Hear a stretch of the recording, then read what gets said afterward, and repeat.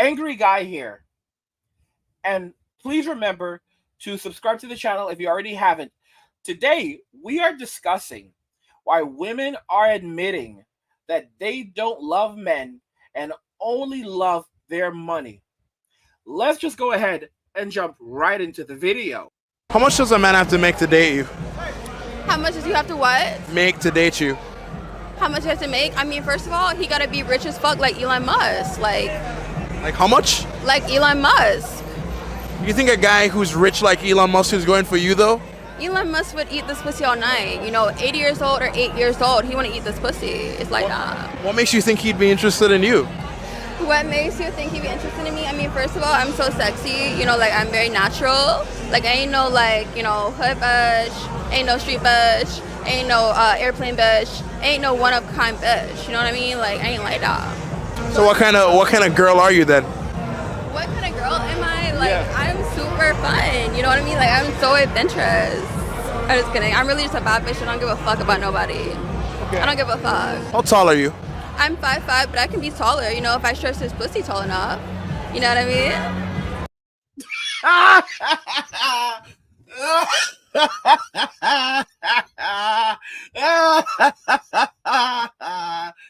Oh my gosh, oh my gosh, oh my gosh, guys. There's so much to unpack right there. Okay? Guys, they're not even hiding it anymore. All right? They only want your money. They only want your money. They only want to use you for your time, your attention, your time, and your money. And this is the reason why I tell guys that you need to get off this notion that she can ever love you. Some of you guys are going over to the Philippines and you think that these Filipinas are really head over heels for you and that they genuinely love you and that somehow they are different or better than Western women. This is incorrect. You're viewing it incorrect. They are raised differently. They are raised to be wives. They are raised to be mothers. They are raised to be nurturers. That doesn't make them better than women in Western society. That means that they will give you the things that you're looking for in a woman. But you have to understand that they are still biologically women. Their brains are still wired the exact same way. A woman in the Philippines recently went after Sunshine Shoulders. That's another password broke content creator on YouTube, and she basically said that you were over in your own country and you couldn't achieve success over there, and now you're in the Philippines, so you basically need to be grateful because you're living a life that you really don't deserve. That's what she was literally saying. She called him a broke boy. But here's the thing that people don't really realize. Take this into consideration.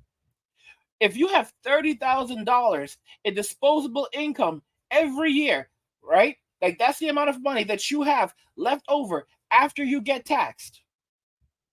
A person can live off $3,600 a year comfortably in the Philippines. Comfortably. If a person making $300,000 goes to the Philippines, unless he is a simp, he is not going to spend. He's not going to spend $100 for a $1 cup of coffee.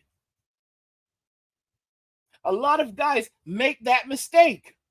So when you go over to the Philippines, that $30,000 that you have, that money is going to, boy, oh boy, oh boy. The things you're going to be able to do with that money, it's going to be more like you have, I want to say $300,000 in the States, but not even. That money is going to take you much further. That $30,000 in the Philippines is going to take you much further than $300,000 in the United States will take you per year. For most people in most places. I will say it again. That $30,000 in the Philippines is going to take you much further than $300,000 will take you in the United States. You can rent a place for you get a 2-bedroom apartment for $100, $150, $200 a month in the Philippines, very, very easily. And if you know a Filipina, it can be even cheaper than that. You will live you will live in something for $150 or $200 a month that would cost $10,000 or even $20,000 a month in the United States, depending on where you live. We're talking about in cities like San Diego, LA, New York, even places in Texas. You've got to be kidding me. So these Filipinas, they're acting like they're virtuous, and they're taking these men, and it's like, they're so humble. The problem is that a lot of these passport bros don't realize that the Filipina is getting the best deal you could ever imagine. It's a $1 cup of coffee. It's a $1 cup of coffee. So you're not going to spend. It doesn't matter if you're a millionaire. You're not going to spend $100 for a $1 cup of coffee. You will live like a king on $30,000. So someone who goes over to the Philippines with $300,000 in disposable annual income will have no reason to ever spend anywhere even remotely close to that. You know what he's going to be spending? He's going to be spending very similarly, that's how he's supposed to be spending, to the guy who only makes $30,000 a year in disposable income. Because a dollar cup of coffee is a dollar cup of coffee. A $200 house, no matter how nice it is, it's still a $200 house in the Philippines. It doesn't matter if it's $20,000 in the US to rent that. It's still $200 in the Philippines. That's what it's worth. These women are just being honest now in the streets. Women are naturally hypergamous. Yeah, they're naturally hypergamous. They're not monogamous. Human beings are hypergamous, both men and women, by nature. But we have been conditioned for monogamy for the sake of a stable society. But the very moment that a woman does not need a man to survive, or believes that she does not need a man to survive in society anymore because that is being replaced by the state, and she's able to go out and earn her own money and compete directly with the man,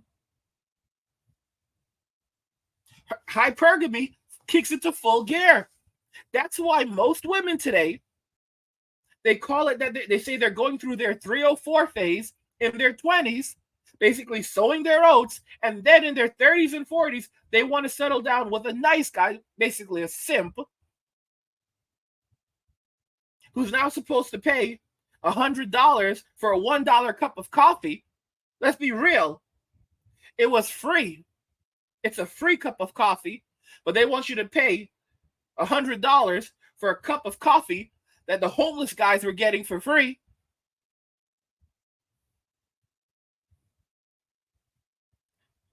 And a lot of these guys are so foolish. And so many guys have this romantic idea of women and relationships, and it's like they can't learn their lesson. If you can't learn your lesson, please leave. I don't want you here. I don't want you. If you cannot learn your lesson, if you cannot understand that you are not being fair to women by thinking that women are supposed to be what you want them to be, instead of understanding what they are and accommodating that accordingly, adapting to that. The Filipinos are not virtuous. This is just their means of survival. Being a wife, being a mother, being a nurturer, that's how they survive. While in Western society, women choose their careers, in the Philippines, they choose to be a wife and a mother, a caretaker, a nurturer, not solely because those are their instincts, but because that's their means of survival. That's what women did before the state existed and began offering things like public assistance. Let me tell you all this right now. If Public assistance became widely available in the Philippines, and Filipinas had more opportunities to make a substantial income in the same way that they can in the United States. You would quickly begin to witness Filipinas walking away from relationships, breaking up with the men, saying that they don't want to do this anymore because they don't need him. And their expectations would skyrocket.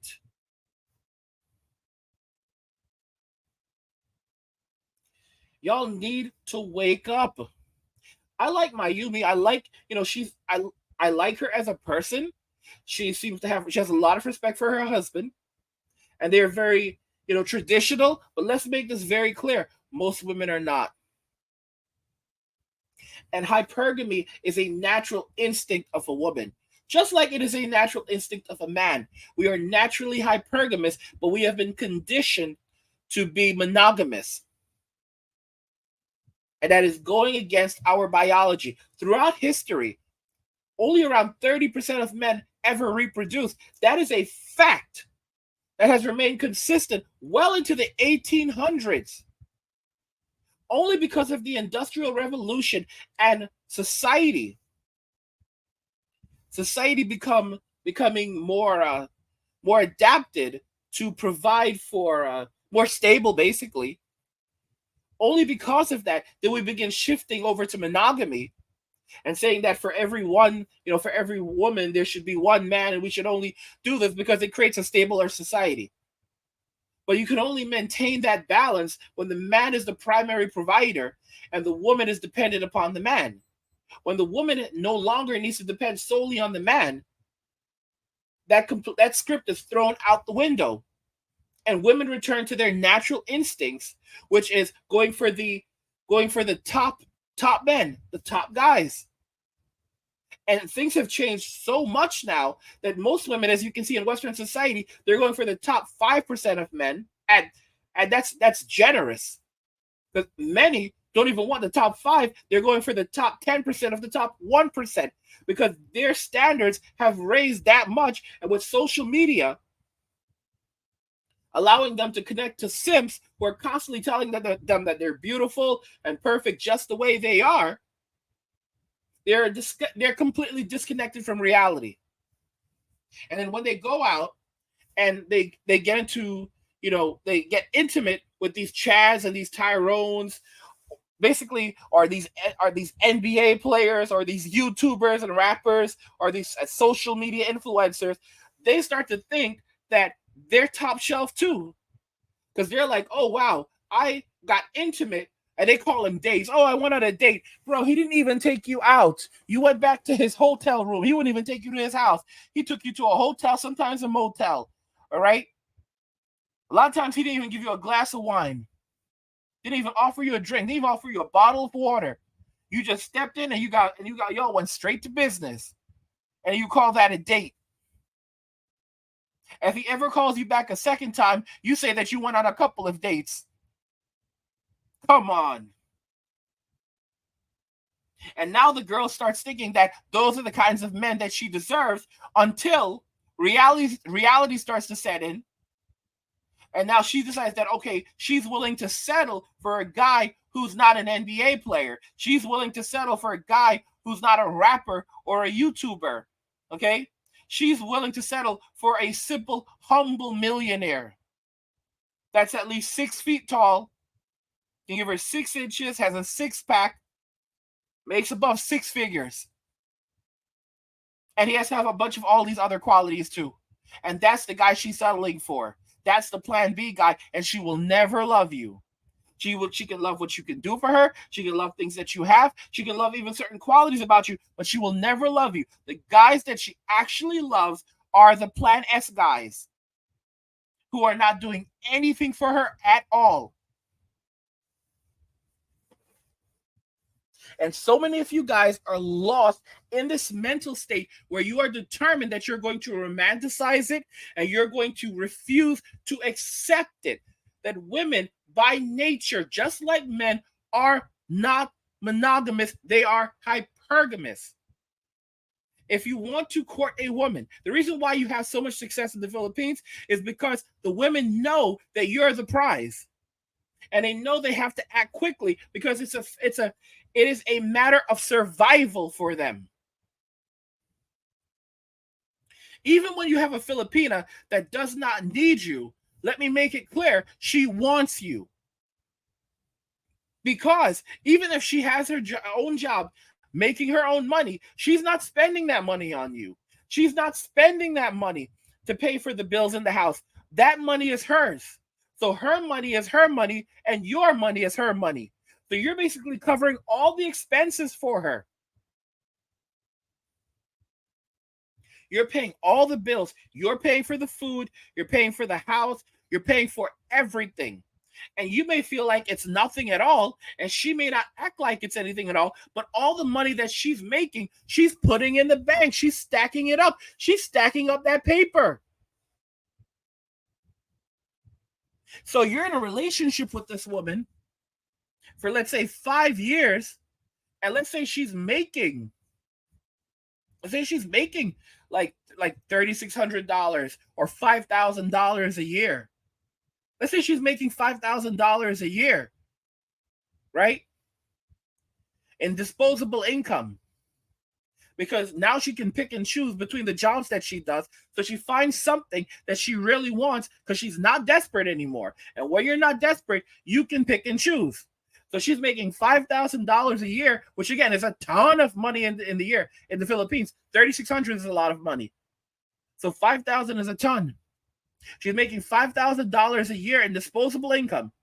And you're paying for everything. You are subsidizing everything. And you are putting money in her pocket on top of that. Every dime that she makes, she is putting in the bank. So after 5 years, she's going to likely have probably around $25,000 in disposable income.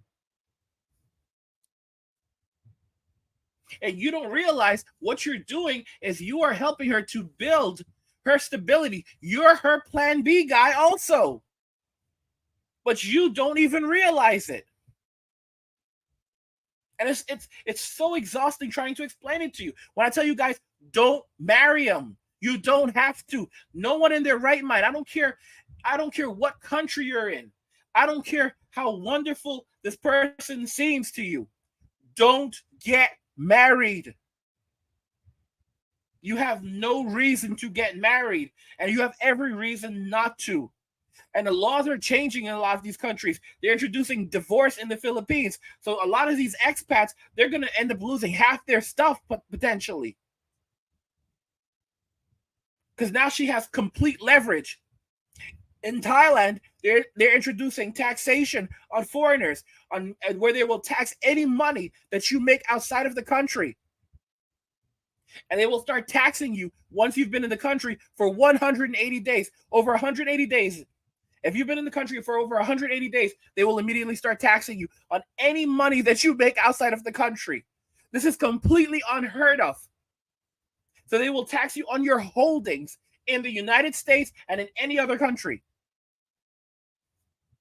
And they're saying that they need to do this because, the people in the country are struggling and they need the money. Guys, this is insane. And a lot of you are just like, oh, I don't know.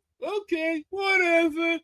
And then you start crying your eyes out when you lose your income and you get screwed over. Don't come to me. Don't cry to me. Don't come to me. Don't cry to me. Leave me alone. I don't know y'all. Don't come back here when things get wrecked for you. Some of y'all don't learn your lesson until your second divorce. The first time wasn't enough. You lost half your stuff the first time. And then it's only after you lose everything in your second divorce and you're living in the woods that you finally say, yeah, Angry was right. I want to know what you guys think in the comments. Let's talk about them there. Like the video if you like it. Don't forget to subscribe. And if you like the video, share the video. And just remember that all roads lead to MWM and walking away. And cheers.